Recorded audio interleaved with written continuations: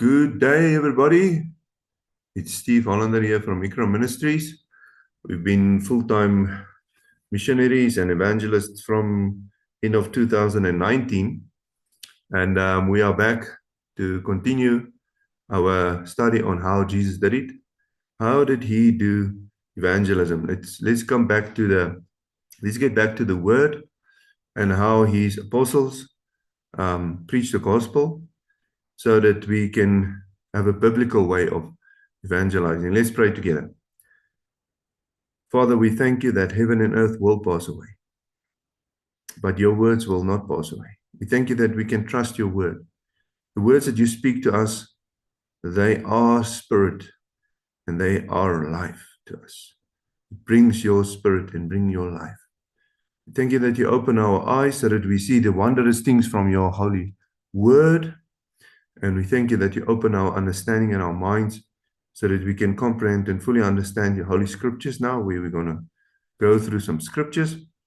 I bless now the reading of your holy scriptures. And I thank you that you open our ears so that we can hear. We choose not to be rebellious or backslide, but we choose to eat your words, because your word was made to us joy and rejoicing of our hearts. We thank you, Father, that you do not change. Your word is the same yesterday, today, and forever. We want to walk as our Savior and Messiah walked, because that will bring you glory, Father. We thank you that your word sustains us in these times. We thank you that we can choose the most important thing, and that is to hear, O Israel, the Lord, our God, is one. So we choose to love you, Father, with all our heart, all our soul, all our mind and strength, and we choose to love one another as you have loved us. We thank you that you've given us power over all the power of the enemy. In Jesus' name, amen. So we are studying how Jesus did evangelize the people.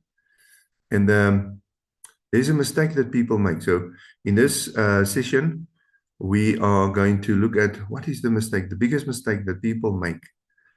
And those who are watching online, you need to contact me, because we're not going to share the material online.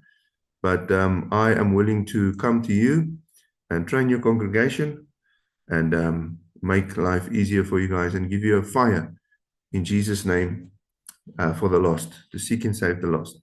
Let's start with Psalm 119, verse 142. Your righteousness is an everlasting righteousness, and your law is the truth. Now, Jesus commanded us as his body to seek and save the lost. And we need to do evangelism biblically.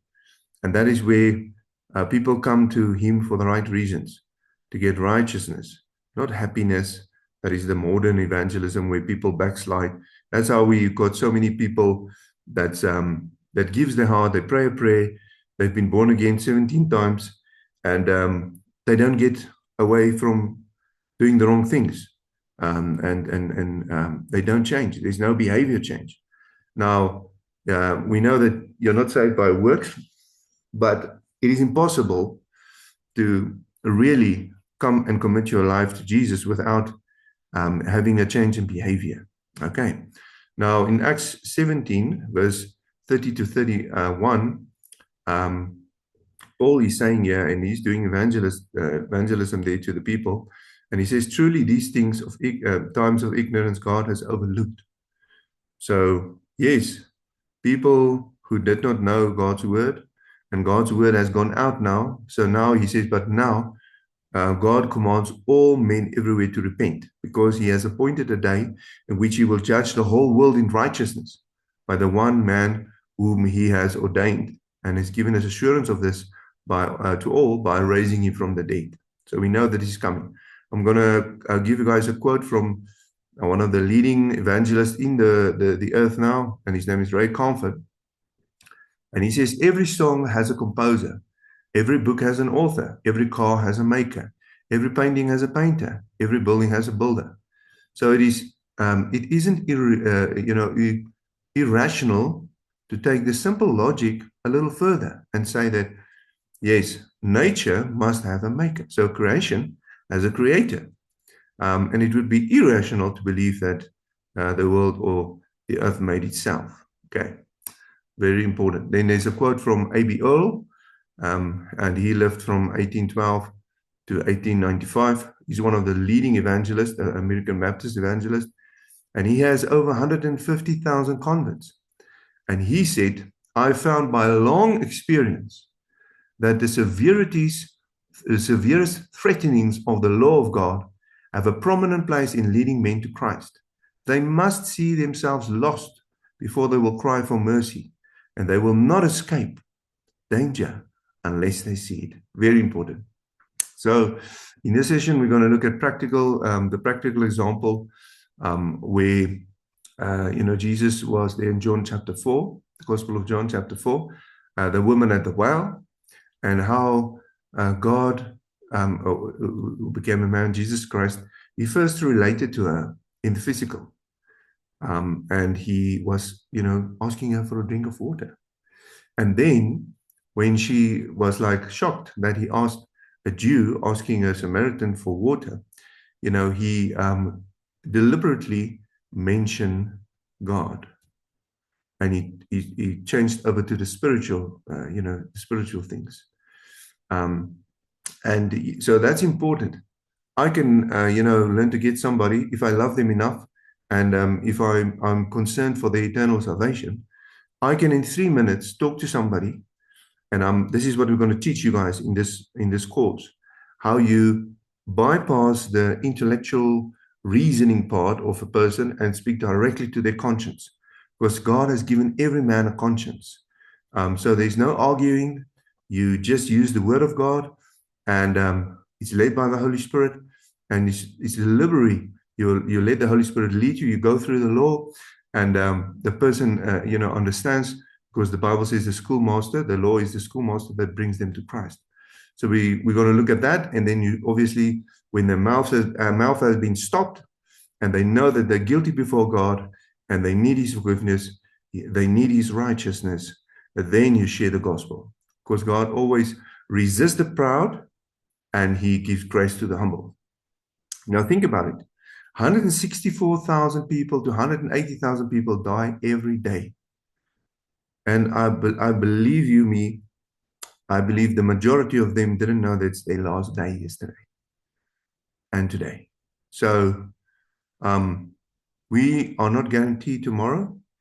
And it's important that we think about these things and that we have a love for the lost. I love the one quote that I think it's Charles Spurgeon. He said that if you are not concerned for others to be saved, then you are not saved. Be sure of that. And that's important. So there's nothing more important than your eternal salvation. And I'm going to quote this quote as well as from Ray Comfort. He says, atheists who keep asking for evidence of God's existence, are like a fish in the ocean wanting evidence of water. I mean, if you look all around you, there's so many evidence of God. It's like Paul said, in Him we live, we move, and we have our being. So contact me for training your congregation. We will give you state-of-the-art spiritual weapons that we find in the Word of God to courageously share your faith biblically in Jesus' name, the way He did it. So next time we'll continue teaching you on how to be an effective witness for Jesus. And then we're going to continue. So please contact me and we can help you. Let's end off in prayer. Thank you, Father, that you have chosen us to be holy and blameless before you. You have chosen us and you've commanded us to be perfect, as our Heavenly Father is also perfect. You've commanded us to repent and believe. So we repent. And your promise in your word is that the wise shall understand, but none of the wicked shall understand. So we repent from our wickedness and we put our faith in you. We choose to be righteous and holy. And we thank you that you are the Alpha and the Omega, the beginning and the end, the one who is and was and is to come, God Almighty. We thank you that you're coming quickly, Lord Jesus, and that your reward is with you to give everyone according to his work. We thank you that you have blessed us, saying, blessed are those who do your commandments, that we have a right to the tree of life. May enter through the gates, the holy city of Jerusalem, because outside will be the lawbreakers. We choose to be obedient to you, Father, in Jesus' name. Okay, guys, have a beautiful week. Shalom, shalom.